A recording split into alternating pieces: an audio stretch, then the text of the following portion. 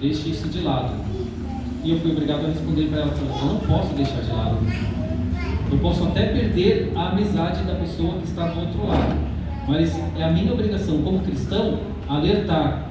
Você tem o direito de escolha? Você tem. Mas se você acredita em Deus, se você acredita que Jesus morreu pelos nossos pecados, então Ele não pode ter morrido em vão e eu continuar nessa vida de pecado. Eu tenho que apresentar para ela que na visão de Deus, Deus permite que ela faça essas escolhas, mas que infelizmente essas escolhas que ela está fazendo está afastando ela de Deus cada vez mais. A próxima é: como devemos lidar com uma pessoa que não aceita seu gênero, quando ela já possui um mau histórico com a igreja? E essa pessoa que tem um padrão de gênero, elas não irão para o céu? Bem, vamos lá. Então, a gente tem uma situação de uma pessoa que já teve problemas com a igreja relacionado a isso. E a outra, a complementação da pergunta é se a pessoa não vai para o céu. A graça é para todos. Mas para que a graça nos alcance, nós temos que aceitar a graça, porque ela não é de graça. Entenderam esse trocadilho com a graça? Ela não é de graça, ela tem um preço. E esse preço é a minha entrega. A minha entrega seguindo firme os preceitos bíblicos, seguindo o que a Bíblia coloca e apresenta como regra de fé para a minha vida. Enquanto eu não abandonar as práticas erradas, a graça não me alcança. Porque se torna um pecado acariciado. É aquele bichinho de estimação que eu cuido, que eu alimento, que eu crio. É um pecado acariciado. E esse é o pecado mais difícil de vencer. É o pecado que você não pede perdão por ele. É o pecado que você joga dentro do balaio e fala: Deus, perdoe os meus pecados. Tenta fazer um perdão por atacado. E não é assim. O pecado tem nome. E quando nós nos colocamos, nos prostramos diante de Deus, pedindo perdão pelos nossos pecados, nós temos que dar nome ao pecado. Deus, me perdoe por tal ponto, tal ponto, tal ponto, tal ponto, isso todos os dias. E que não seja todos os dias eu pedindo pelo mesmo pecado, porque ele está se tornando acariciado. Agora, se eu somente tenho a atração pelo sexo oposto, mas eu não tenho a prática, eu tenho que pedir para que Deus me dê forças, para que eu lute contra isso, para que Deus me capacite a lutar contra isso, para que o Espírito Santo me direcione, para que eu não caia em tentação, para que eu não pratique o erro. Que é o exemplo desse rapaz que eu citei lá na Argentina, esse médico hoje. E como deve ser a nossa postura para com uma pessoa nesse contexto? Diego, vou te usar de exemplo agora. O Diego termina com a Renata e decide se tornar homossexual porque se apaixonou pelo Júnior. Aí eu vou presa porque eu mato. E aí, como deve ser a postura? Aí o Júnior também termina, namorada, esposa, termina com a namorada para seguir um relacionamento com o Diego. Os dois, na semana de oração, se apaixonaram e decidiram seguir uma vida juntos. Qual a postura nossa como cristãos? É só uma situação hipotética dos dois, mas o que poderia acontecer dentro do nosso ambiente de surgir uma pessoa com essa prática? O natural no ambiente, na maioria dos ambientes cristãos, é isolar aquela pessoa. Infelizmente, não é o certo. Nós devemos trazer aquela pessoa para junto de nós. Nós devemos orar por ela, trabalhar com ela, abraçá-la, envolvê-la, para que ela esteja próxima de nós, sabendo que independente da situação da qual ela está passando, nós estamos com ela, nós a amamos, independente do contexto. E com isso a pessoa vai entender o amor de Cristo por ela, porque nós, como povo remanescente, temos que o quê? transparecer a imagem de Cristo através das nossas vidas. Então nós devemos, para essa pessoa que está com esse problema, transparecer a imagem de Cristo na vida dela, para que ela se arrependa do pecado, para que ela peça a intervenção do Espírito Santo e nós também orarmos por ela, trabalharmos por ela e abraçá-la, para que ela não se sinta sozinha, porque o mundo está lá para abraçar. E se ela sair daqui e for para o mundo, a volta é muito mais difícil, é muito mais complicado.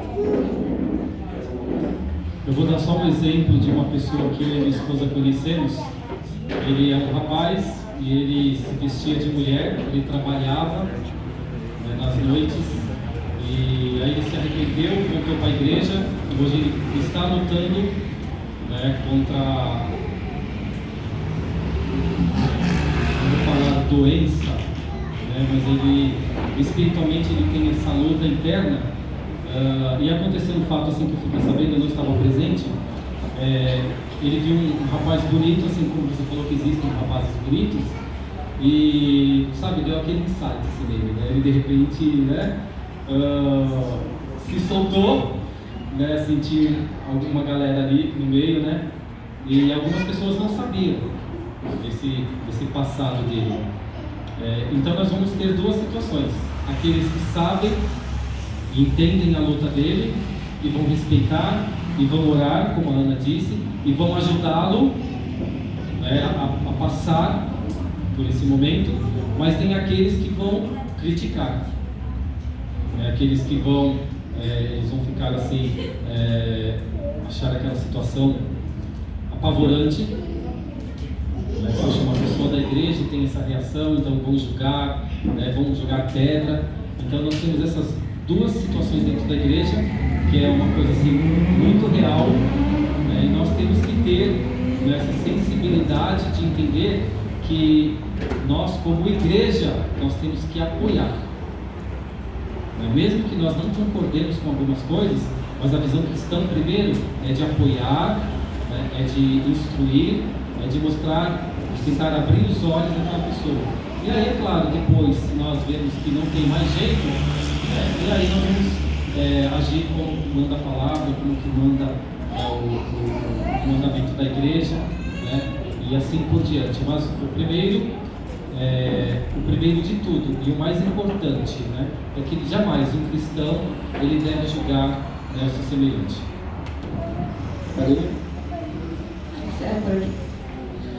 Gente, foi um prazer estar com vocês hoje, no início da nossa pergunta. Uma pessoa assexual é considerada assim pecado? Porque eu já ouvi relatos de pessoas assexuais, uma amiga minha ela tem 16 e 7 anos, então meio que a ideologia dela já é formada, ela é assexual. E pelo que eu vi dela, ela não consegue sentir atração. É considerado pecado? Não, ela não tem prática ilícita, ela não pratica nem com sexo A nem com sexo B, nem com homem nem com mulher, ela simplesmente não sente atração. Uma pessoa que provavelmente no longo da vida vai desenvolver alguns problemas, pode ser que tenha algum problema psicológico no longo do tempo, porque vai ser uma pessoa que vai estar mais isolada, mais sozinha, mais fechada, mas pecado não é. Não está cometendo erro. O erro é quando você sente pelos dois lados e pratica com ambos os lados. A pessoa que não sente não é considerado um problema. Só para a gente fechar, o Cris ele colocou uma situação ali falando, rapaz, aqui foi falar doença, mas não é doença, eu não sabia bem como classificar isso. Isso não é uma doença e nem uma falta de vergonha. É uma construção social que aconteceu de forma equivocada e errônea, que levou aquele indivíduo, através da sua construção social, a despertar determinados tipos de comportamento. Então, a cura gay, que falam disso, seria aconselhável que essas pessoas elas tivessem sim um acompanhamento com o psicólogo. Não é uma cura gay, mas é um ajuste da construção social que ela teve para o ambiente social que ela vive. É realizar essa modelagem, esse ajuste, para que ela se enquadre dentro dos preceitos cristãos, dentro dos preceitos da sociedade, e para que ela não sofra mais no futuro. Excelente. Por que eu falei, né, aspas, doença? Porque antigamente uma pessoa homossexual nós tratávamos como homossexualidade. E hoje, né, antes era homossexualismo e hoje nós falamos homossexualidade. Homossexualismo, né, ele dá uma ideia de doença. Então, nós não podemos trazer isso para nós, como cristãos, a doença, porque nós sabemos que isso não é uma doença. É uma opção e muito vai em cima do que o Renato explicou aqui hoje, né, dessa mudança de conceito da sociedade. Né? No nosso caso, nós entendemos isso como assim, uma imposição, estamos jogando isso para os nossos jovens, né, para as nossas crianças, que nós não devemos mais seguir o padrão, né, estabelecido pela sociedade cristã, né, uma sociedade cristã judaica, né, mas assim, o que a sociedade hoje, né, o que o governo quer impor para as crianças. Então, eles têm essa diferenciação entre, né, a homossexualidade e o homossexualismo. Então, um é tratado como doença e o outro é tratado apenas como uma opção de gênero.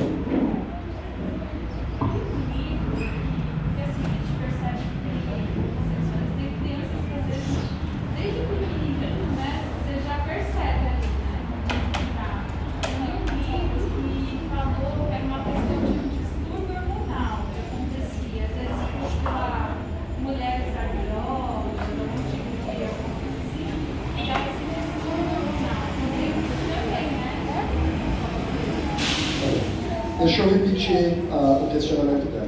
Ela viu em um livro, né, que os comportamentos nas crianças, que, né, um menino começa a ficar um pouco mais afeminado, uma menina, né, parecendo mais um menino, pode ser causado por distúrbios hormonais, porque durante o período da gestação, a mãe fazia uso de drogas, algumas situações de substâncias ilícitas, e isso causa na formação uma série de problemas, e a criança nasce com distúrbios hormonais e conforme vai crescendo vai demonstrando posturas do sexo oposto. Isso acontece também, faz parte dessa situação. Como vai resolver isso? Reposição hormonal, tratamento também, a pessoa vai conseguir realizar esses ajustes. Mas, no geral, é mais... Lembra dos exemplos que foi dado da repetição? Um menino, por exemplo, que é criado numa casa sem a figura paterna, ele tem a mãe, a avó e 2 tias na casa, e ele não tem uma referência masculina. Esse menino ele começa a desenvolver posturas mais afeminadas. É natural. Às vezes o menino ele não é homossexual, mas ele gesticula, ele está falando e ele faz isso. Solta a mão aqui, tem uma posturazinha de colocar a mão na cintura e... Não é porque ele é homossexual, é porque é o que ele vê. Então ele começa a transparecer o que ele está vendo. Tá? Então, e quando a mãe, a família, nesse contexto, eu fui criado pela minha mãe. Meu pai morreu tinha 10 anos e era minha mãe. E minha mãe tem uma figura, né, meio dura, então já não tem muito problema. Mas foi a figura materna que eu tive. Eu saí machão desde pequenininho, né, não tive problema nenhum nessa linhagem. Se eu tivesse, tomava surra, resolver.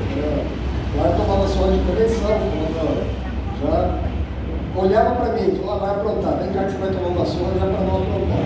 Então eu não tinha muito isso, já resolvia boa parte dos problemas. Eu não estou incentivando os pais a baterem em crianças. Não é a forma de resolver as coisas, mas uma palmadinha não é problema. Então fechamos o tema de hoje, de ideologia de gênero. Acredito que respondemos todas as perguntas, porque dentro da explanação, muitas das perguntas que estavam ali foram contestadas, agora no final, se ficaram, nós respondemos. Então, continuem com as perguntas, né? Os jovens, aqueles que têm perguntas, mandem. Hoje a gente teve um atraso por questões de sistema, um acidentezinho que aconteceu um pouco antes da programação, as coisas foram ajustadas, atrasou um pouco, mas nos próximos dias a gente vai se manter dentro do horário, sem atrasos, tá bom? Que Deus abençoe vocês, tenham um ótimo pastor. Amanhã às 20, pastor. Vai às 20 para ficar ligado a semana inteira, porque tem a classe bíblica do Senhor, para não ficar a semana inteira alinhado no mesmo horário. Tá bom? Então, gente, amanhã às 20 horas, semana inteira, mesmo horário, sábado, o horário de hoje, e também esperamos que tenha atraso. Boa semana para todos, que Deus abençoe.